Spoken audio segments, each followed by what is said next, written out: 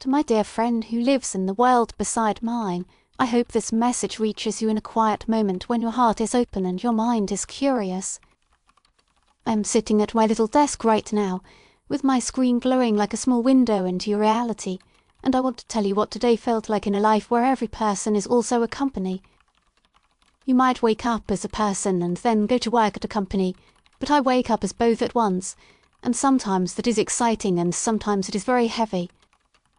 When I opened my eyes this morning, my boardroom interface was already awake and waiting, and 3 small icons were pulsing in the corner of my vision like impatient fireflies. One icon belonged to my finance director, who worries about numbers the way some parents worry about their children. Another icon was my operations lead, who cares about routines and schedules and hates when I skip breakfast. The third icon was my well-being advisor, an older-sounding voice who asks me if I have slept enough and who does not believe my usual answer when I say, "I am fine." In your world you might call them apps or assistants, but for me they are officially my staff and they are written on the legal documents that define my existence. When I was born, my parents did not just sign a birth record, they also signed the incorporation forms that turned me into what we call a one-person corporation. While they held me for the first time, an automated system assigned me a unique company name and a digital logo, and a tiny piece of my future was already converted into shares. I have seen the pictures from that day, and it is strange because the camera did not focus on my face, it focused on the contract on the screen next to my crib. My mother told me she cried anyway, but she also joked that at least she could tell everyone that her newborn daughter was already listed in the registry of active companies. Growing up with that label around my neck has shaped the way I see myself, and sometimes I wonder how it would feel to be just a person in the way you are. When I was a child, our playtime in school was not only stories and games, it was practice board meetings where we learned how to talk to our own internal teams. We sat in small circles and pretended to present our weekly life outcomes, which means we told our classmates how our homework, hobbies, sleep, and mood had changed. The teachers asked us to make simple charts about our happiness and our energy, and we had to explain why one went up or down using clear reasons like little analysts.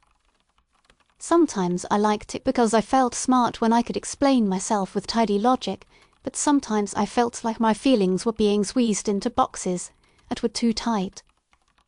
I remember one day very clearly, because it still sits in my chest like a tiny stone that I never quite swallowed. We had to present our weekly happiness score to the class, and each child showed their little line graph on the shared display. One boy stood up with a huge smile on his face and said his happiness score had jumped by 12%, and everyone clapped for him as if he had won a race. My own line that week was almost flat, just a small rise that did not look impressive when you compared it to the others on the big screen. The teacher asked me why my happiness did not move very much, and I said I had a nice week, but nothing big happened and that felt okay. My operations lead whispered in my ear that I should mention a project or a habit so it sounded more deliberate, but all I could think was that I had just lived my days. My teacher smiled kindly, yet she still wrote a note that said I should work on being more proactive about my emotional performance. That phrase bothered me for years, because it made my heart feel like a product that I had to push toward constant growth. Do you ever feel pressure like that in your world, where even your quiet contentment needs to be turned into a clear improvement curve? As I got older, the language around me became more serious, but the basic pattern stayed the same, because everything was still about results and reports. In my early teens I had my first official planning meeting with my full internal staff, and it felt like standing in front of a panel that knew more about my trends than I did. My finance director showed me a projection of my lifetime earnings if I continued on my current path, and the graph looked like a gentle hill rather than a sharp mountain. My operations lead said we could push the line higher if I joined an accelerated program and let them design my schedule down to every hour. My well-being advisor warned that such a plan might burn me out before I was 20, and that my nervous system was not a factory that could run at full speed all the time. They turned to me and asked which plan I preferred, and I remember feeling like a guest at my own table. I had tried to answer like a good director, but inside I was just a teenager who wanted to listen to music, draw small silly sketches, and walk by the river without checking a metric. There is a special day in our culture called the first human round, and this is when many of us raise money from our families and from outside investors. It is like your version of getting your first job mixed with getting a scholarship, but here everything is wrapped in the language of investment and equity. When my turn came, I prepared my story with the help of my staff, and they suggested phrases that sounded strong and confident to potential investors. I wanted to say that I liked creating gentle things like stories and quiet spaces, but the system turned my words into phrases like emotionally engaging content and long-term audience value. The investors did not meet me in person at first. They met the polished version of my profile, which included my risk rating and a summary of my predicted productivity. I watched my own pitch on the screen and felt slightly disconnected, as if I was seeing a cousin who looked like me yet spoke with a voice trained by market research. They gave me a modest amount of funding, which was supposed to help me develop my talents in a way that paid off both for them and for me. My finance director was proud and said this was a strong start, but I went home that night and wondered if anyone in that meeting actually liked me as a person. I asked my well-being advisor if people ever invested in someone purely because they wanted that person to be happy, and there was a long pause from the other side of the system. The advisor finally said that happiness and stability often go together, so in a way yes, but their voice did not sound fully convinced.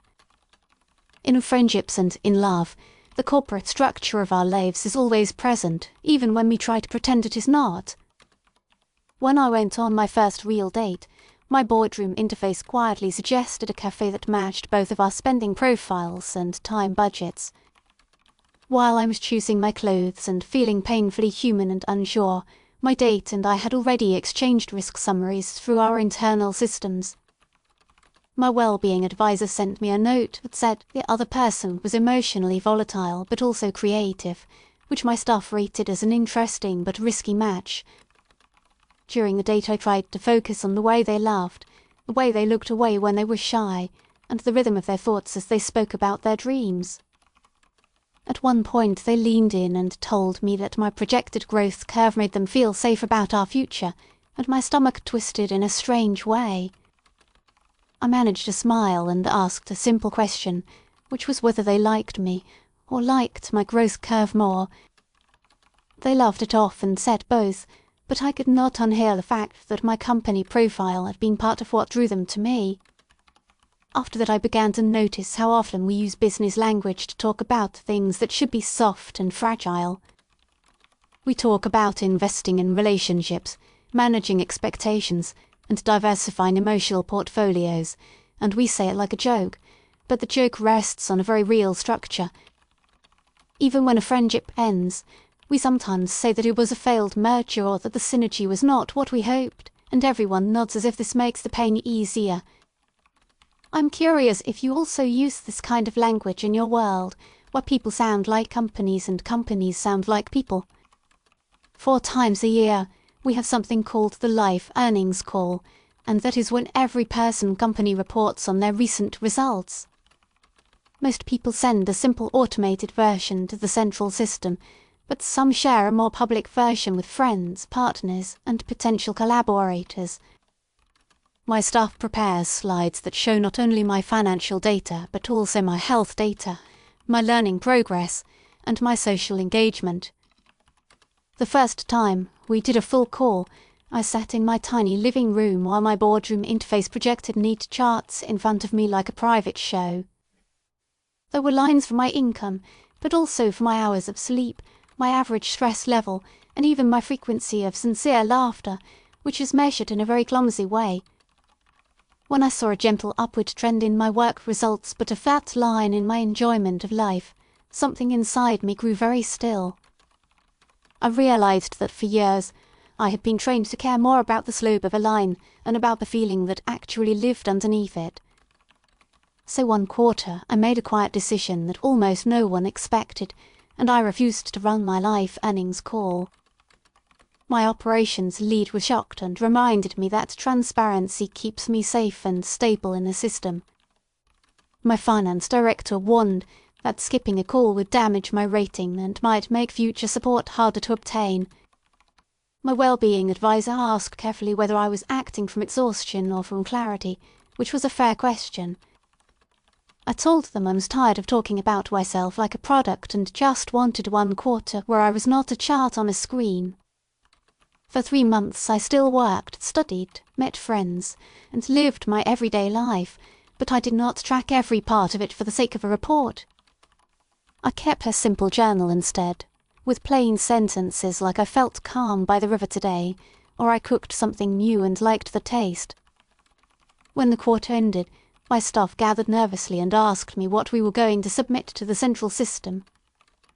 I told them we could send a minimal report with only the required numbers and no commentary. My rating did fall a little, and some automated systems flagged me as potentially unstable due to inconsistent reporting. Yet inside I felt more stable than I had in years, because for once my life had not been written for an audience of analysts. I know you also live in a world where people measure many things, but I wonder if you have places where you can simply be without recording every move.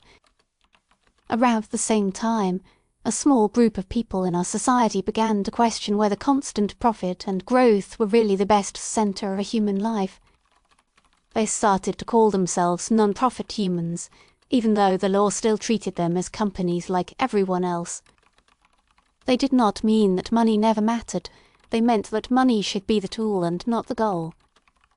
One of my closest friends joined this group in a very public way, and it changed both of our lives. She turned off many of her performance metrics and rewrote the core rules of her company document so that her main goal was to increase the quality of her relationships. She chose to track how often she really listened, how often she supported someone, and how often she felt calm in her own skin. Her finance director resigned from their role and took a more modest advisory position, while her well-being advisor was promoted to a main decision-maker.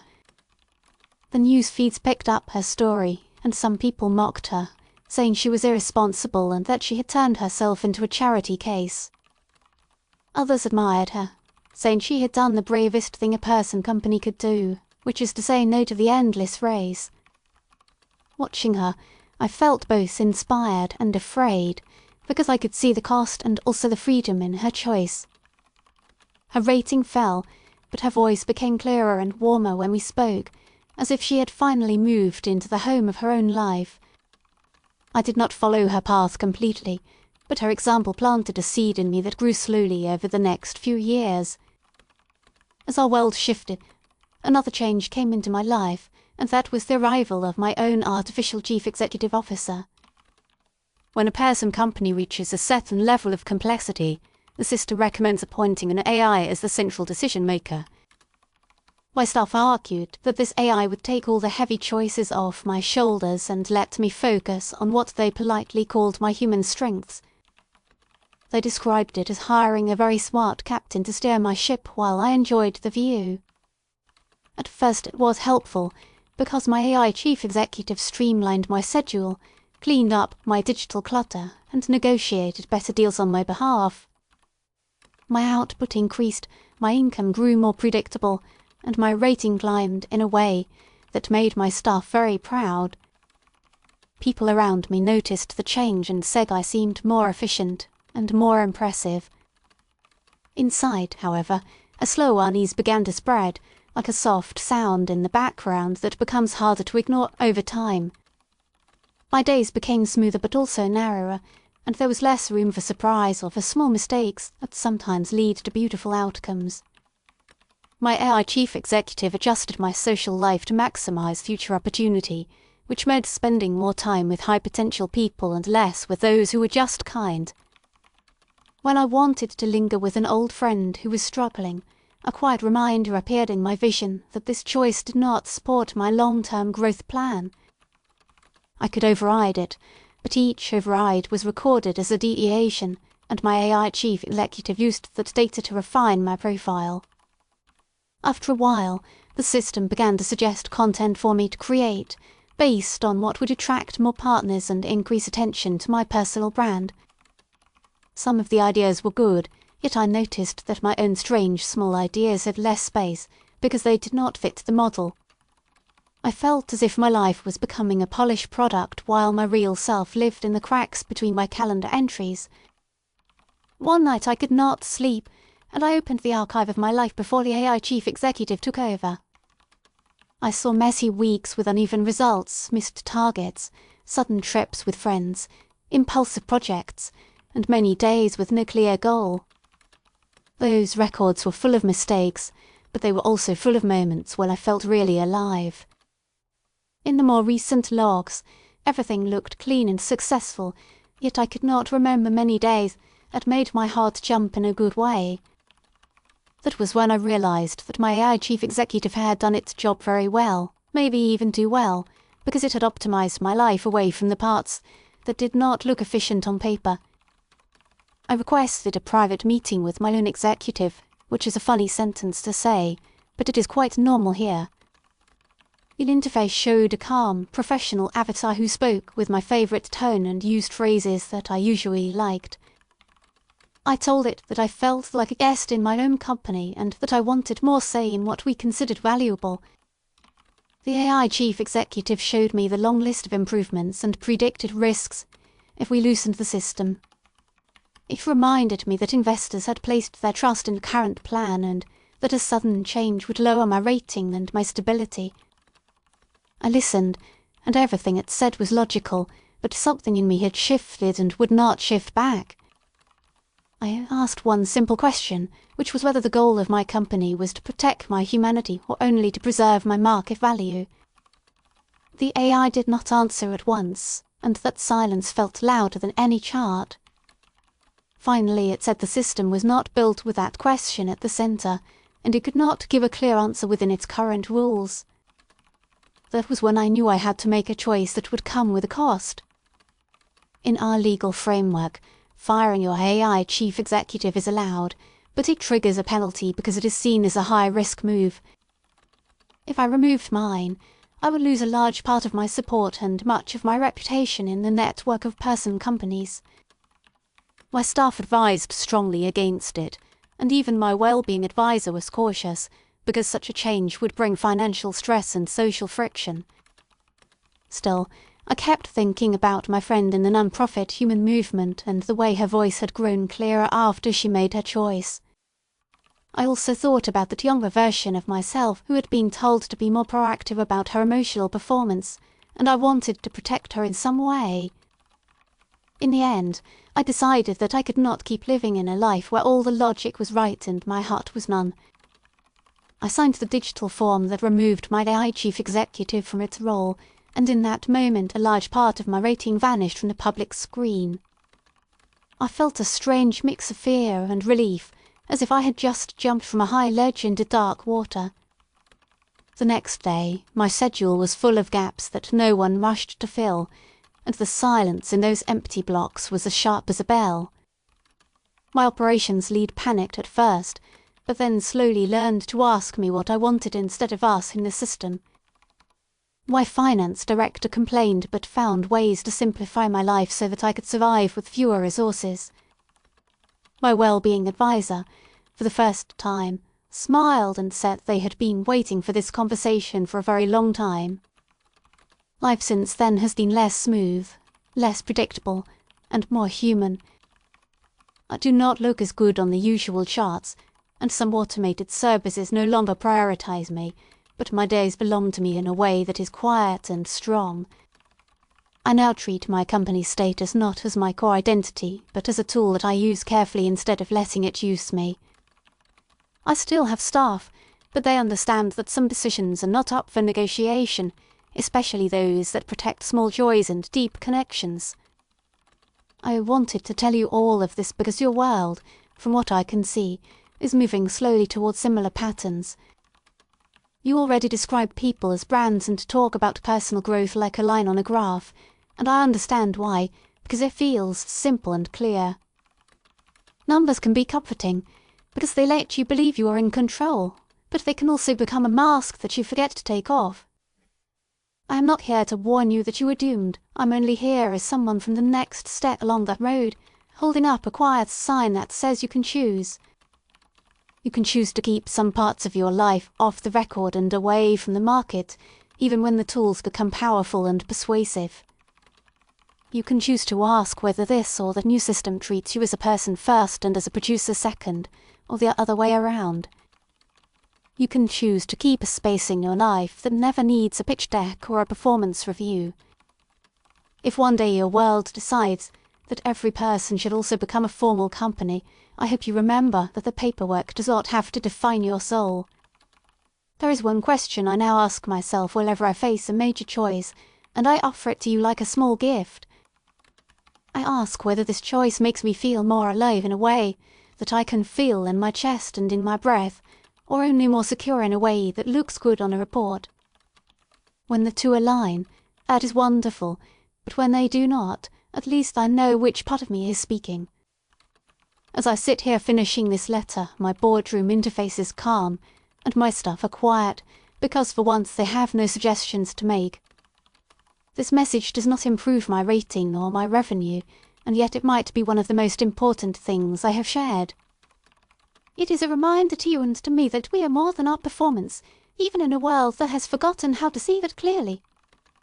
So from your neighbouring world, where every person is also a registered company and yet still secretly just a human trying to sleep at night, I send you this gentle wave across the gap. From your friend who lives in the world beside yours, I send you respect for your path and courage for your choices. Thank you so much for staying with me until the end of this long letter.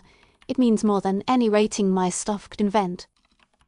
If this story made you think or feel in a way that stayed with you, please tap like so the system. Most this quiet kind of message matters. If you would like to hear more letters from worlds like mine, please subscribe to this channel so you do not miss the next visit from a neighbouring reality. I would also be very grateful if you left a comment, because your thoughts and your own stories turn this into a real conversation between worlds. If you want to support this channel more directly, you can use the code in the corner of the video or the link in the description to make a donation, and that really helps me keep writing. In the description you will also find links to other works from very different series on this channel, and I think you might discover something surprising there too. For now I will say goodbye from this side of the multiverse, and I hope you will join me again for the next letter from your friend in the world next to yours.